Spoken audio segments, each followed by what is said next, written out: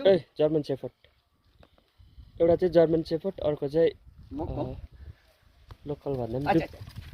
duplicate उयो क्या हल्का उयस हो नि त्यो हस्की पनि हो नि हस्कीको हो नि हल्का हल्का कम्ती मात्रा त्यसको चाहिँ प्राय डुप्लिकेट हस्की र जर्मन शेफर्डको बच्चा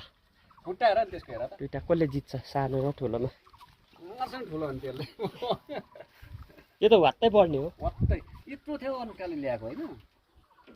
दार्जिलिङबाटै ल्याएको हो नि त्यसलाई त यो खुट्टाले गर्दा अनुहारले गर्दा मात्रै चिन्दा रहेछ कि तब यो कालो न कालो रहेछ नि त यसको कलर चाहिँ यस्तो यस्तो कस्तो कस्तो हुनुपर्ने हो नि त होइन अरिजिनल हो नि खासमा त कलर यही त रहेछ त खास कलर त मेन त त्यसको चाहिँ कलर हेरेर कलरबाट हुँदो रहेछ नि तिनीहरूको त कालै हुन्छ पछि यो कालै कालै हो नि त अनुहार दामी छ कानबाट चिन्दा रहेछ अरे अरे ओए नगरा दाँत मलाई भोलि पछि मार्छ रिसायो अहिले अन्डर एस्टिमेट गर्दै गर कति